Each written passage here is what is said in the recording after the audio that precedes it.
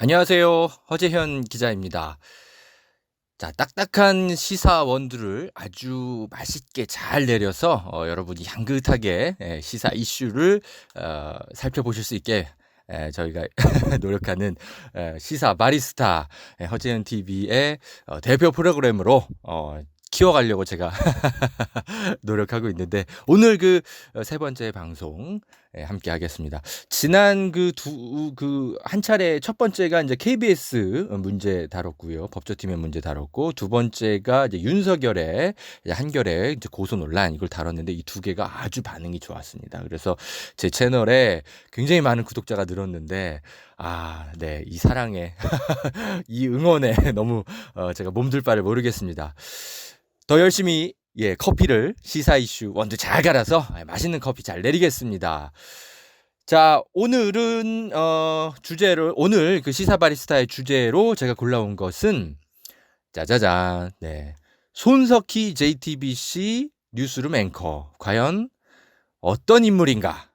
이분에 대해서 제가 파헤쳐 드리는 그간 언론계에 있으면서 여러 가지 이제 손석희 씨에 대해서 관찰하고 또 여러 평가들을 전해드릴 기회가 사실은 굉장히 많았는데 전해드릴 여러분한테 이걸 좀 말씀드릴 기회가 사실 좀 적당한 때가 없었어요. 지금이 굉장히 좋은 시기라는 생각이 들어서 오늘 시사 바리스타 주제 손석희 앵커를 시사 원두로 모시겠습니다. 자, 커피 내리고 여러분 다시 오겠습니다.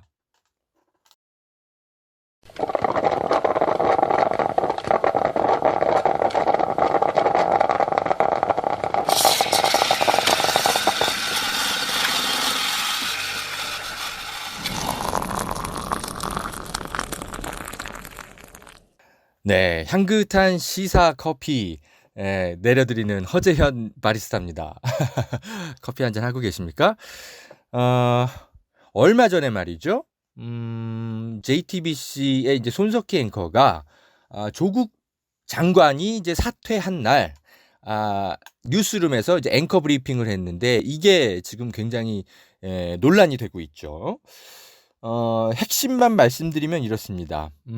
피 묻은 셔츠는 이제 그만 넣어두자. 네, 미국 정치인 제임스 블레인의 어떤 이제 말을 활용해서 조국 장관 사퇴 이후 우리 시민사회는 무엇을 해야 될까에 대해서 조언을 한다고 했는데 이게 지금 굉장히 논란이 좀 되고 있습니다.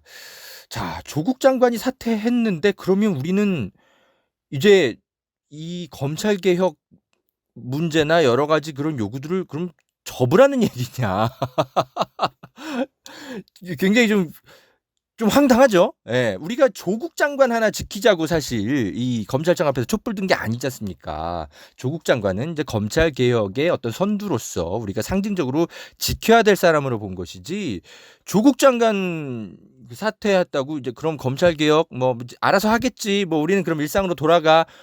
뭐 그런 지금 정국이 아니지 않습니까? 그리고 게다가 조국 장관이 사퇴한 것도 본인이 원해서 사퇴한 것인지 지금 알 수가 없잖아요. 본인이 지금 말을 안 하니까. 여러 가지 정치적인 압력 때문에 사실 지금 그만둔 것이 거의 틀림없어 보이는데 그렇다면 이거 그냥 뭐 기왕 사퇴했으니까 이제 셔츠에 집어넣고 뭐 피 좀 잘 닦고 우리는 이제 뭐 그냥 밥이나 먹으러 가자 뭐 이래도 된다는 겁니까? 왜 이렇게 나이브하죠? 저도 좀 솔직히 좀 이거 듣고 좀 화가 나서 페이스북에다가 뭐 그분이 제 SNS 팔로우도 안 하겠지만 손석희 선배님 틀리셨습니다. 이제 촛불 시즌 2를 준비해야 됩니다. 우리가 조국이었습니다. 라고 제가 글을 올린 적이 있었어요. 미국에서 이제 극단적인 어떤 정치 어떤 이제 분열 때문에 사회가 굉장히 좀 불안하고 혼란스러운 것에 대해서 이제 손석희 앵커가 이제 좀 뭐랄까 좀 지적을 했죠. 좀 반면 교사를 삼아야 된다. 지금 50년 전에는 설문조사를 했을 때 이제 공화당 지지자와 민주당 지지자가 한 4% 정도만 서로가 서로를 인정 못하고 뭐 그렇게 지냈는데, 지금 설문조사하면 거의 막 한 절반가량이 굉장히 서로를 불쾌해하는 것으로, 공화당은 49%, 민주당 지지자는 33% 이렇게 나왔거든요. 그래서 양쪽의 이제 정당에 대해서 굉장히 이제 적대심을 갖고 사회가 많이 분열된 것을 이제 좀 예를 들었죠. 그러면서 이게 우리 사회가 지금 이런 식으로 우리도 가도 되는 거냐, 좀 서로가 좀 다름을 좀 인정해야 되는 그런 민주주의 사회가 돼야 되는 거 아니냐. 이제 손석희 앵커는 이 조국 그 교수, 이 조국 장관의 이제 이 조국 정국 이후에 우리 사회의 어떤 분열된 모습, 이런 거를 좀 우려한 것 같아요. 뭐 그 순수한 뭐 뜻은 알겠습니다. 뭐 어쨌든 손석희 씨 정도면 괜찮은 민주주의자겠죠. 그런데 이제 저는 이 분석이 굉장히 위험하다고 생각이 듭니다. 뭐랄까, 굉장히 나이브한 거죠. 자, 뭐 이런 생각이 저는 듭니다. 지금 우리가 이 민주주의 사회에서 우리가 지금 서로 다름을 허용하지 않는 사회 분위기가 사실 언제 만들어진 겁니까? 이게 지금 조국 장관 사태 이후에 만들어진 겁니까?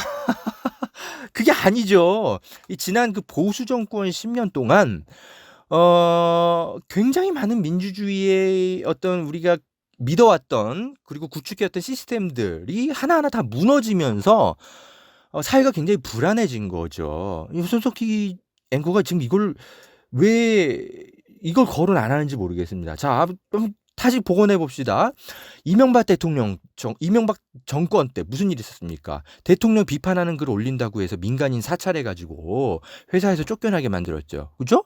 그리고 뭐 PD수첩이 이 광우병 그 논란 관련해서 검역 주권 문제 제기하고 뭐 이런 보도 하니까 검찰 동원해가지고 수사해가지고 탈탈탈 털어서 언론인들 쫓겨나게 만들었죠. 미네르바 누리꾼 기억나십니까? 예, 완전 사람 그냥 미친 사람으로 만들어서 사람 완전히 바보 만들었죠. 정권에 좀 비판적인 보도했다고 해서 KBS 정현주 사장 쫓아냈죠. 자, 이게 다름을 인정하는 분위기가 원래는 있었는데, 노무현 정권 때만 해도 이명박 정권 때 이런 게 하나하나 다 무너지기 시작한 겁니다. 그리고 박근혜 정권 때 정점을 찍었죠. 뭐였습니까? 예, 뭐예요? 예. 통합진보당. 네. 이정희 대표에게 박근혜 대통령이 완전히 어떻게 정치 보복을 이렇게 해도 극단적으로 할 수 있죠? 통합진보당을 해산시켜 버렸습니다. 어마어마한 일이 벌어졌습니다. 예, 이게 과거 수십 년 전에 어떤 그 진보당 강제 해산 이후에 처음 조봉암의 진보당 정권 해산시킨다. 조봉암의 그 진보당을 해산시킨 이후에 이 역사 속에서 다시 벌어질 것 같지 않은 일이 벌어진 거예요. 87년 체제 이후에. 우병우 민정수석도 마찬가지였죠. 박근혜 정권 밑에서 또 이석수 특별감찰관 사찰해서 쫓아내려고 그랬죠.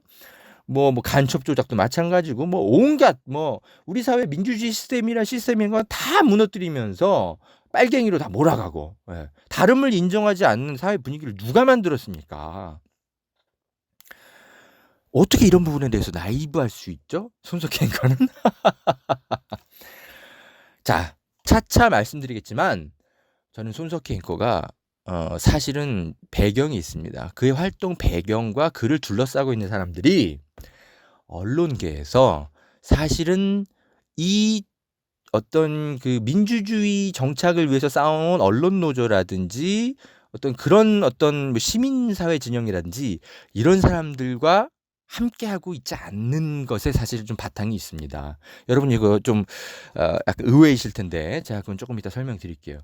그 사람 주변에 이런 사람들이 별로 없기 때문에 사고가 이렇게 굉장히 지금 나이브한 겁니다. 자, 다시 좀 이 얘기 마무리하면, 자, 이렇게 그 지난 10년 동안 적폐 세력들이 민주주의를 다 파괴해 왔기 때문에 사실은 이 민주주의 파괴 세력인 적폐 세력을 청산을 제대로 해야 우리가 그런 바탕 위에서 새로운 다름의 문화를 인정할 수 있는 민주주의 정치 분위기를 만들어갈 수 있는 것이죠. 이들을 청산하지 않고 그들의 권력이 그대로 살아있는데 그냥 저들도 그냥 인정합시다. 이 정도면 됐어요. 이게 말이 됩니까? 이 김대중 대통령이 여러 가지 화해 정치 하신다는 그 뜻은 참 순수하고 좋았으나 민주당이 정권 잃자마자 어땠습니까?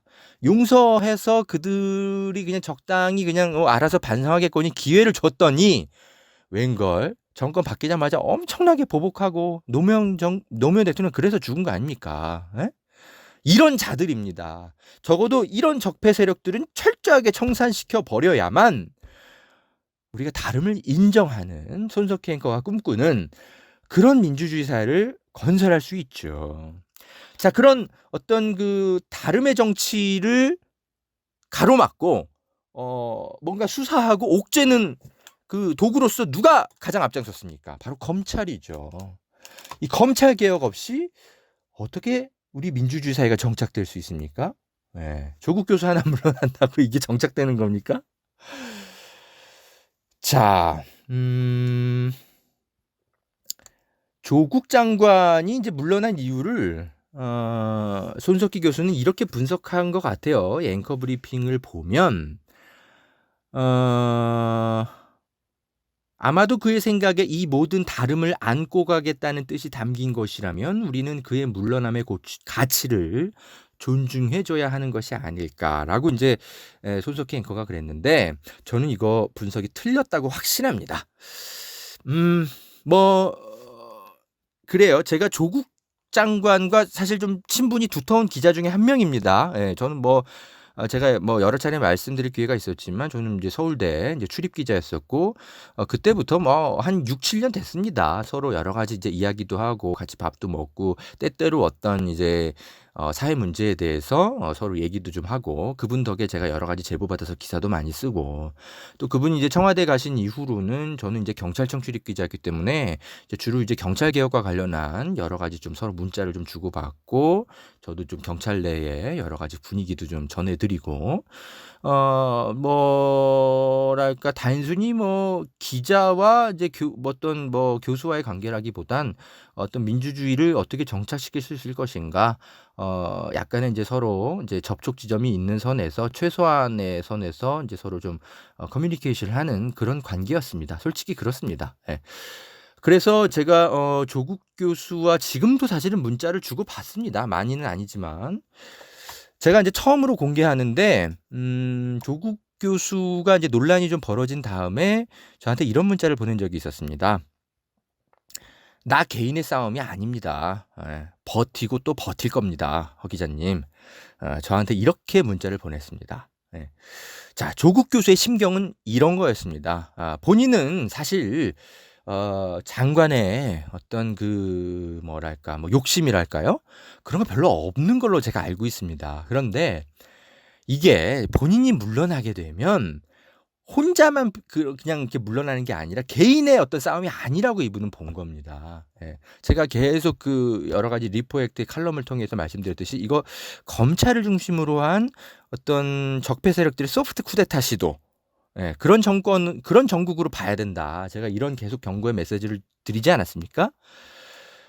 이게 결코 조국 장관만의 싸움이 아니기 때문에 그는 버티고 또 버티겠다고 저한테 얘기를 했습니다.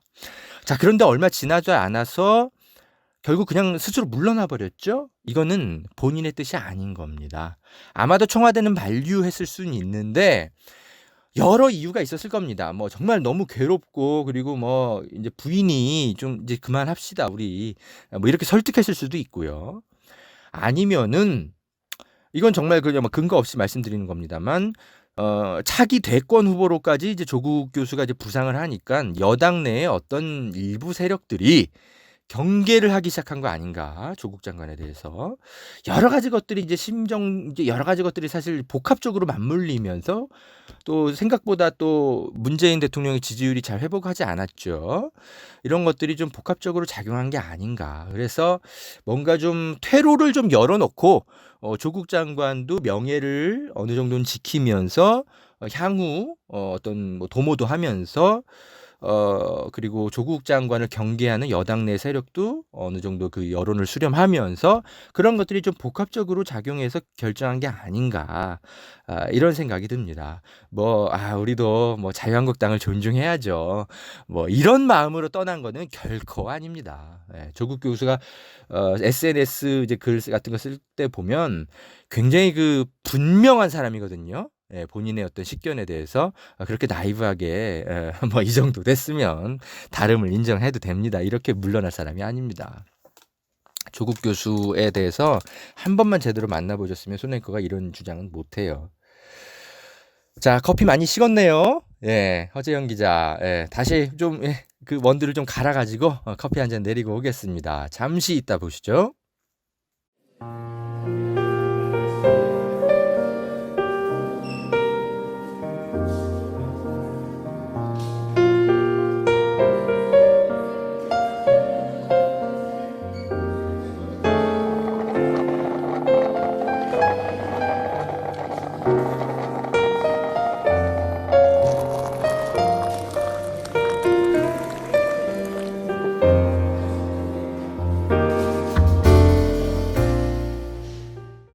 자, 오늘 따끈따끈한 시사 원두로는 손석희 앵커를 가지고 왔습니다. 지금까지 그 손석희 앵커에 대해서 여러분이 잘 모르셨던 측면들이 좀 있는 것 같아서 오늘은 제가 좀 그 날것의 이야기를 좀 전해드리도록 하겠습니다. 어떤 언론사의 기자들도 지금까지 손석희에 대해서 이야기를 꺼내지 않았습니다. 예. 사실은 좀 주저주저 했던 거죠. 그런데 이제는 좀 우리가 좀 솔직하고 냉정하게 손석희 앵커를 좀 바라볼 필요가 있습니다. 제가 일단 뭐 도화지를 깔겠습니다. 밑그림은 여러분이 그리십시오. 자, 냉정하게 말씀드리면 손석희라는 언론인에 대한 평가는 과장됐습니다. 네. 이거를 지금까지 솔직히 저는 예전부터 알고 있었지만 이 얘기를 꺼내기가 좀 어려웠어요. 왜냐하면 손석희 앵커에 대해서는 사실 비판을 하기가 어려운 좀 성역에 있는 손석희는 그냥 그 자체로 성역이었어요. 예. 너무 그 이미지가 좋고 대중들의 신망이 두터웠기 때문에 뭔가 이렇게 비판하기가 굉장히 좀 어려웠어요. 예. 그분의 그러나 이제 좀 날것의 모습을 좀 직간접적으로 관찰할 기회가 있었던 저는 이거 언젠가는 한번 사람들한테 얘기를 해줘야 되는데 이거 휘슬블로어 역할을 내가 해줘야 되는데 언제 이걸 얘기해 줄 수 있을까? 저는 좀 그냥 기회를 좀 보고 있었죠. 제가 뭐 날것의 것에 이제 관찰할 기회가 있었다고 얘기 드리는 건 에피소드 하나 말씀드리면 이렇습니다. 과거에 그 종편 3사가 이제 출범하기 전에 국회에서 미디어 개정법이 굉장히 날치기 통과된 적이 있었습니다. 그 제대로 토론도 안 하고 막 대리 투표 난무하고 난리도 아니었죠. 그때 그 언론 노조랑 기자들이 얼마나 많이 싸웠습니까? 파업도 하고요. 그런데 그때 손석희 씨가 시선 집중 이런 걸 진행하고 그럴 때 이 문제에 대해서 미디어법이라든지 그리고 이런 거를 막 강제로 통과시키려 하는 이명박 정부에 대해서 한 번도 제대로 비판적으로 거론을 안 하는 겁니다. 사실은 좀 의아했죠. 왜 특히 MBC의 후배들이 저렇게까지 막 해고를 각오하면서 싸우는데 본인이 저 정도의 영향력과 위치를 가지고 있는데 왜 한마디도 하지 않을까. 사실은 좀 이상해 보였죠. 그런데 제가 이제 그 비밀을 알게 된 거죠. 이분이 손석희 씨에게 조금 이제 그런 부분에 대해서 왜 당신은 좀 이런 부분 좀 나서려고 하지 않냐? 왜 언론 노조 이런 후배들 격려하지 않냐? 이제 문제 제기를 좀 하는 언론인한테 이런 문자를 보낸 걸 제가 봤어요. 야, 그거 니들 솔직히 밥그릇 싸움하는 거 아니냐? 예. 제가 이 문자를 직접 봤습니다. 그리고 뭐 그분이 굉장히 막 반말을 섞어가면서 막 소리 지르고 막 화내는 그 음성 녹음도 제가 들은 적이 있어요. 손석희 씨의 이런 그 행태를 보면서 굉장히 좀 화가 나가지고 이분도 저한테 이거를 들려주고 보여줬던 거거든요. 저도 너무 솔직히 진짜 좀 속된 말로 빡쳤죠. 야, 뭐 이런 선배가 다 있어? 예. 지금 우리가 무슨 밥그릇 싸움하려고 우리가 지금 뭐 이러는 거야? 이게 지금 조중동이 신문시장을 거의 막 7, 80% 독점하고 있는데 그들이 중심이 된 종편시장까지 만들어지게 되면 여론 독과점 현상이 벌어질 수 있는 그런 우려 때문에 민주주의의 어떤 건전한 언론 시장을 지키기 위해서 우리가 지금 이런 지금 싸움을 하고 있는데 이거를 어떻게 이렇게 나이브하게 밥그릇 싸움하고 있는 거라고 조롱할 수 있지? 너무 황당했죠. 제 성격 같아서는 이거 SNS에 바로 써서 손석희 앵커를 비판하죠. 그런데 저도 물론 썼어요. 썼는데 뭐 한 3분도 안 돼서 그냥 내렸습니다. 뭐 한겨레 선배가 좀 내리라고도 좀 하고 좀 그리고 또 뭐 제 개인적으로도 그래 지금 이 상황에 전선을 이렇게 분열시켜서 뭐 하냐 진짜 공격할 사람은 공격하자 이런 마음 때문에 제가 그 당시에 그 글을 여러분한테 안 썼어요. 안 썼고 그래서 제가 대신 이제 살펴본 거는 이제 언론계에 이제 여러 이제 그 시민운동 하시는 분들 있잖아요. 그런 사람들한테 좀 자문을 구해봤어요. 손석희에 대해서 당신들은 어떤 평가를 하고 있냐. 내가 솔직히 이런 그 문자랑 이런 거를 봤는데. 그러니까 이제 그분들이 하시는 얘기가 우리는 솔직히 대충 뭐 손석희에 대해서는 기대를 정리한 지 오래예요. 뭐 이렇게 좀 얘기를 하시더라고요. 그래서 이게 참 손석희 씨에 대해서는 우리가 좀 뭐랄까 좀 지나치게 좀 기대를 좀 걸고 있는 측면들이 좀 언론계에 있었구나. 나조차도 이런 걸 잘 몰랐구나. 하고 그냥 뭐 평가를 좀 뭐랄까 좀 보류했죠. 뭐 그렇다고 손석희가 뭐 나쁜 언론인까지는 아니니까. 예? 그러고 나서 얼마 있다가 아니나 다를까 손석희 앵커가 JTBC 그 언론 부문 사장으로 가죠. 예. 저는 그래서 그렇구나. 이분이 이런 정도의 사람이구나. 저는 뭐 이해가 됐죠. 그런데 이제 JTBC가 그 이후에 보도를 꽤 잘 했죠. 여러 가지 면에서 세월호 이제 보도도 그렇고. 근데 이제는 좀 솔직히 저는 좀 얘기할 수 있습니다. 사실은 냉정하게 봤을 때 전 JTBC 보도를 한 60점 정도로밖에 평가 안 합니다. 예. 과거에는 이런 이야기하면 야 어떻게 뭐 그렇다면 뭐 한겨레 니들은 잘하냐 뭐 이런 이제 바로 반론에 이제 제가 부딪히기 때문에 제가 뭐 굳이 막 그렇게 피곤한 논쟁할 필요도 없고 일단은 JTBC는 좀 우리가 잘 활용해 갈 그 필요가 있기 때문에 그나마 종편 중에 좀 나으니까 제가 뭐 굳이 뭐 그런 부분에 대해서 논쟁을 제가 막 하지는 않았는데 사실은 60점 정도에 그쳤습니다. 그냥 평균적으로 그냥 해야 될 그냥 보도들 잘 한 거예요. 그 정도는. 네. 근데 JTBC가 굉장히 사실은 좀 소위 종편 양아치 같은 어떤 보도 형태 굉장히 많았습니다. 이게 일반 대중의 눈에는 잘 안 보이는데 우리 같은 선수들 눈엔 잘 보이죠. 뭐 대표적으로 예를 들면 남의 그 단독 보도 같은 거를 자기들 단독이라고 이렇게 포장해가지고 막 이렇게 쏟아낸다든지 진짜 별것도 아닌 정말 그 선정적인 보도를 멘트 하나 뭐 하나 어디서 그냥 뭐 이렇게 조금 가공해가지고 단독 보도로 하고 내보내는 것들도 굉장히 많았고요. JTBC가. 그리고 또 대표적으로 그 성완종 녹취록 이거 그 가로채 가지고 보도했잖아요. 그 유족들의 그 의사를 완전히 그 뭐랄까 뭉개고 말이죠. 예. 사람들은 손석희 앵커가 실수했나 이렇게 생각할 텐데 사실은 제가 봤던 이 JTBC의 어떤 그 흐름에 그냥 궤도에 그냥 있는 그런 모습들이었습니다. 그런데 JTBC가 60점도 아니고 한 100점처럼 보인 건 사실은 나머지 종편들이 워낙 형편없기 때문에 상대적으로 여기가 좀 좋아 보였던 거죠. 여러분 그 공주파 방송 중에 SBS 보도 보십시오. 사실 지난 몇 년간 뭐 그것이 알고 싶다라든지 여러 가지 SBS 8시 뉴스라든지 MBC, KBS보다 좀 나아 보였죠. 예. 그런데 전 여전히 그때도 SBS를 한 60점 정도로 본 겁니다. 왜냐하면 이거는 MBC와 KBS에 좀 괜찮은 언론인들이 파업 투쟁하고 뭐 하면서 다 쫓겨났잖아요.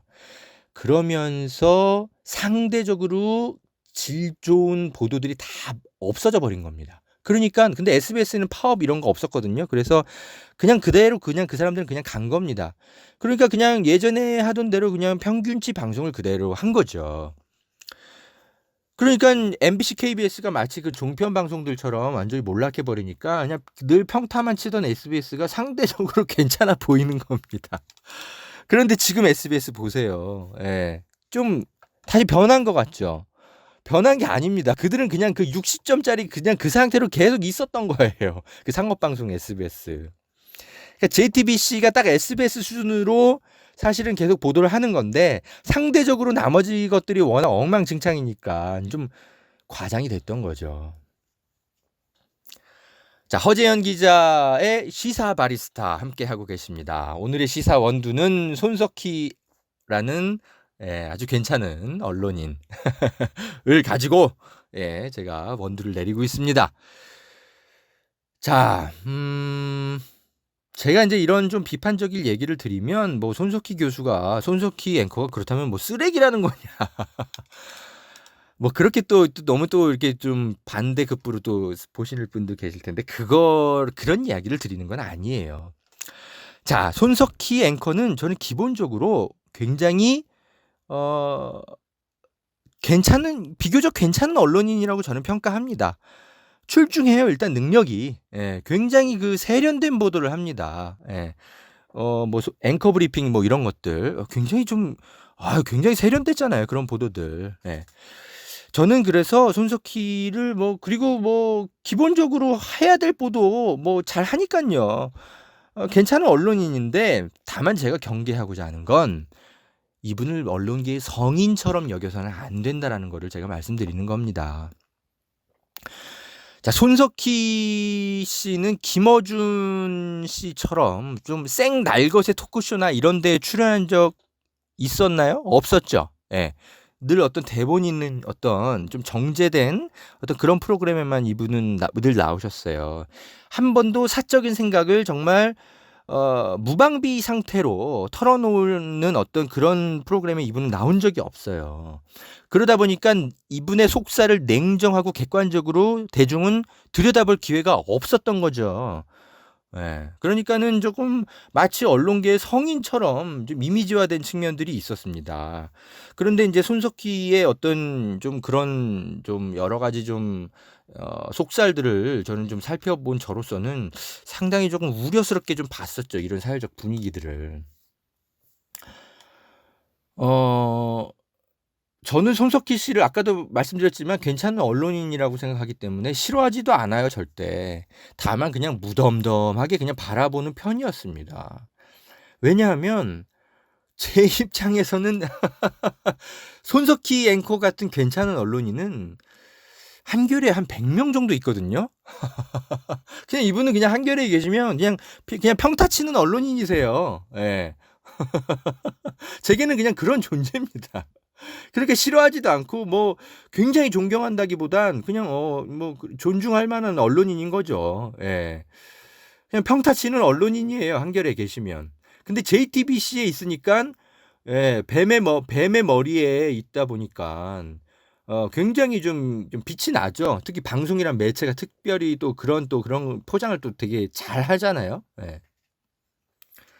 그래서 이제 그런 부분 손석희 씨를 제가 뭐 절대 평가절하할 생각도 없고 뭐 그런 부분 좀 오해 없으셨으면 좋겠습니다.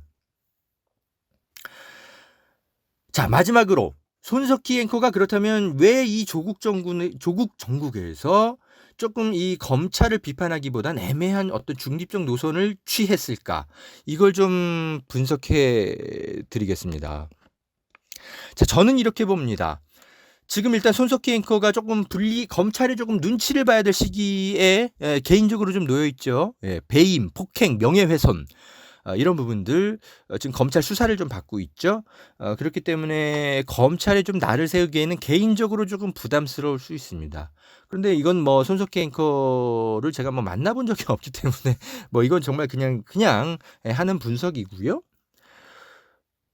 그리고 두 번째는 이 종편 방송의 기본적인 어떤 이 상업 방송의 특징을 좀 볼 필요가 있습니다. 저는 이 자본이 이 운영하는 이 상업 방송, 상업 언론에 대해서는 저는 이들은 그 굉장히 그 기회주의적인 그 줄타기를 굉장히 잘하는 언론사라고 보거든요. 대한민국에서 이 권력 서열 1위가 대통령이 아니라 검찰이라는 것을 자본은 누구보다 잘 압니다. 예. 이 최순실 국정농단 사건 이거 굉장히 JTBC가 보도 잘했잖아요. 저는 이걸 얘네들이 무슨 사명감을 갖고 보도를 했다기보단 사실은 발빠르게 이 정권 몰락의 징후를 예전부터 읽은 겁니다. 이 언론계에서는요. 사실 이 최순실의 이 보이지 않는 이 국정농단 이거 소문이 굉장히 오래전부터 돌았었어요. 그리고 박근혜 씨가 언론계 사실은 굉장히 능력도 좀 굉장히 떨어지고 굉장히 그런 소문은 이미 알고 있었어요. 사실은 언론계에서는. 그래서 이제 이런 사건이 터졌을 때 재빠르게 저는 이 어떤 줄을 옮겨 탄 거라고 저는 사실은 봤습니다. 그런데 JTBC를 어쨌든 뭐 우리가 뭐 비판할 필요는 없으니까 잘하는 보도는 잘한다고 어쨌든 칭찬하고 시민사회가 활용할 측면이 있으니까 막 함께 갔던 거죠. 예. 한겨레가 그 국정농단 사건 사실 처음부터 줄기차게 보도했던 것 아시는 분들은 다 아시죠? 예. 제 그 어떤 태블릿 PC라는 어떤 활용 점정은 JTBC가 찍은 거는 분명히 맞는데 이 국정농단에 대해 제일 먼저 문제 제기이고 한 달간 꾸준히 추적 보도를 먼저 시작한 것은 한겨레였습니다. 예. 예. 제가 그 국정농단 사건 그 취재팀에 있었기 때문에 이건 제가 너무 잘 아는 거죠. 어, 자본에는 말이죠. 여러분, 저는 진보 보수가 따로 없다고 봅니다. 시장을 얼마나 잘 지켜줄 것인가. 그런 권력에 늘 발빠르게 붙는 게 자본입니다. 그래서 뭐 이재용 사장이 뭐 박근혜를 찾아가건 문재인과 가까이 지내건 심지어 중국의 시진핑과 친하게 지내거나 뭐 평양에 다녀오는 거 전혀 이상한 게 아닙니다. 철저하게 상업 언론인 겁니다. 여기는. 평양에 뭐 JTBC가 뭐 지국을 만든다 그러죠. 상업적 관점에서 가장 발빠른 것뿐입니다. 예. 거기가 뭐 갑자기 사회주의 뭐 언론이 되겠습니까? 자, 그래서 이번 이 조국 정국에서 봤을 때 청와대의 편을 드는 것보다는 이 권력이 영원히 교체되지 않는 검찰 편에 서는 게 일단 여러 가지 뭐 세무조사 문제라든지 뭐 여러 가지 면에서 유리하다고 저는 JTBC가 본 거라고 보고요. 다행스럽게도 JTBC 입장에서는 손석희 앵커가 좀 나이브한 어떤 판단을 갖고 있기 때문에 어떤 나름대로의 보도 방향을 자기들끼리 결정한 게 아닌가 그런 생각이 듭니다.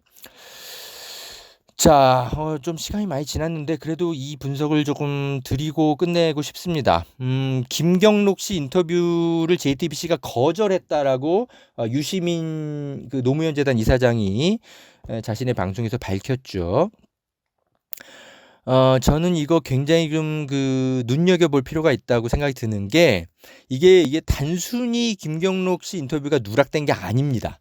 왜냐하면 JTBC라는 방송사는 지난 몇 년 동안 이 단독 보도를 하기 위해서 굉장히 사활을 걸고 뛰어들었던 언론사거든요. 이거 좀 내밀하게 우리는 뭐랄까 저희는 지켜볼 기회가 많았거든요. 이 국회 보좌관들이 JTBC라고 하면 정말 아우성을 쳤습니다. 예. 제가 이제 국회에만 찾아가면 모든 보도들이 다 JTBC가 블랙홀처럼 다 가져갔어요. 왜 그러냐면 이 손석희 앵커가 그만큼 그 현장의 기자들을 쪼았거든요. 무조건 단독이라 그러면 무조건 체크해오도록. 그래서 기자들도 굉장히 고생했고 그리고 남의 그 보도들도 좀 약간은 좀 포장을 조금 달리 해가지고 단독처럼 내보내고 뭐 이런 것들이 굉장히 많았거든요. 그래서 국회 보좌관들이 JTBC라 그러면 물론 좀 여러 가지로 활용은 많이 해야 될 때 했지만 사실은 좀 학을 뗀 격들이 굉장히 많았습니다. 해도 너무한다라는. 자, 이런 평가들을 제가 알고 있기 때문에 JTBC에게 김경록 씨가 단독 인터뷰를 제안했을 때 이거 거절한 거는 사실은 뭐 사인을 준 겁니다. 예. 우리는 조국 편에 서지 않겠다. 예. 뭐 중립편에 서거나 검찰편에 있을 수밖에 없다. 이걸 사인을 준 겁니다. 이게 그 단순히 뭐 현장 기자가 뭐 손석희 앵커한테 이거 뭐 보고를 안 했거나 뭐 이렇게 누락된 차원의 문제가 아닙니다. 지난 몇 년간의 JTBC의 행태를 너무나 제가 그 곁에서 지켜볼 기회가 많았기 때문에 이 김경록 씨 인터뷰, 예, 누락된 게 아니고 단호하게 거절한 겁니다. 제가 이 이야기를 왜 드리냐면 어떤 분들은 이제 JTBC가 손석희 뭐 JTBC가 돌아오라 뭐 이런 손팻말을 이렇게 드시는 그 촛불 시민들 계시더라고요. 예. 저 이거 꿈 깨셔야 된다라고 냉정하게 말씀드립니다. 그냥 JTBC는 이미 입장을 정한 겁니다. 예. 절대 돌아오지 않습니다. 그냥 언론인 손석희로 보세요. 자꾸 이렇게 성인 손석희로 보지 말고요. 제가 왜 이런 그 경고를 자꾸 드리냐면 자꾸 이 성인으로 이렇게 누군가를 이렇게 바라보려고 하는 게 이 윤석열 씨가 우리가 그래서 뒤통수를 맞는 겁니다. 이 검사 윤석열이었는데 사실은 우리가 성인 윤석열처럼 바라본 지난 몇 년이 있었어요. 예, 이게 지금 화근이 된 겁니다. 그냥 검사 윤석열, 검찰의 논리에 굉장히 충실하고 상대적으로 괜찮은 검사였을 뿐입니다. 그런데 마치 우리 시민사회의 염원과 민주주의에 대한 가치와 이런 것들에 대한 학습과 고민이 굉장히 많았던 어떤 그런 윤석열, 성인 윤석열로 지나치게 바라본 것 때문에 지금 같은 이런 그 문제가 발생한 겁니다. 손석희 앵커도 그냥 언론인 손석희로 보세요, 여러분. 이게 자꾸 굉장히 우리가 이게 성인 손석희로 자꾸 보기 시작하면 만약에 이분에게 이 방통위원장이나 문화부 장관이나 이런 그 자리에 이분을 앉히게 되면 윤석열처럼 이상한 데로 튈 수 있는 사람입니다. 저는 이거 냉정하게 객관적으로 좀 보셔야 된다고 생각합니다. 자, JTBC는 진보적인 어떤 언론 소비층을 겨냥해서 상업 방송을 하는 그런 언론사로 평가하는 게 맞고요. 그래서 이 손석희 앵커 이후의 체제에 대해서 사실은 좀 우리 시민사회가 좀 걱정해 볼 필요가 있습니다. 왜냐하면 JTBC의 영향력이 굉장히 커졌거든요. 네. 지금은 어쨌든 손석희 앵커가 나름대로 중립적이고 합리적인 어떤 노선 잘 이렇게 이끌어 가서 다행인데 손석희 앵커가 물러났을 때 이 JTBC라는 상업방송이 자신들의 커진 영향력을 어떻게 활용할까? 사실은 좀 여러 가지 좀 걱정되는 측면이 있습니다. 자, 지금까지 어떤 기자도 손석희 앵커에 대해서 이야기하지 못했던 좀 그런 이야기들 냉정하게 좀 말씀드리는 시간을 좀 가졌습니다. 물론 이건 또 저의 개인적인 생각일 뿐입니다. 뭐 다르게 생각하시는 분들 있을 수 있어요. 다만 손석희 앵커를 우리가 좀 내밀하게 들여다볼 기회가 워낙 없었기 때문에 손석희 앵커를 좀 평가하는 여러 그 퍼즐 조각 중에 하나로 저의 평가를 활용하시면 어떤가 생각이 듭니다. 자, 커피 한 잔, 또 한 잔 이렇게 또 가볍게 한 잔 드시고요. 어렵고 딱딱하고 좀 대하기 어려웠던 그런 어떤 시사 이슈를 향긋한 목소리와 함께 죄송합니다. 이게 좀 편안하게 여러분께 드실 수 있도록 이 시사 바리스타 허재영 기자가 앞으로도 계속 또 좋은 주제를 가지고 노력하도록 하겠습니다. 지금 저희 허재현 TV가 구독자 수가 1000명이 아직 안 됩니다. 1000명이 넘어야만 수익이 단 1원이라도 발생하거든요. 근데 제가 이 방송 제작 비용과 관련해서 현재는 지금 제가 제 사비를 지금 쓰고 있는데 이렇게 되면 제가 오래 버틸 수가 없습니다. 여러분 그래서 구독 꼭 해주시고요. 또 후원까지 해주시면 더 좋고요. 또 이 채널을 또 많이 알려주시기 위해서 공유도 좀 해주시면 감사하겠습니다. 자, 저는 이만 물러가겠습니다. 여러분 환절기 감기 조심하십시오. 안녕.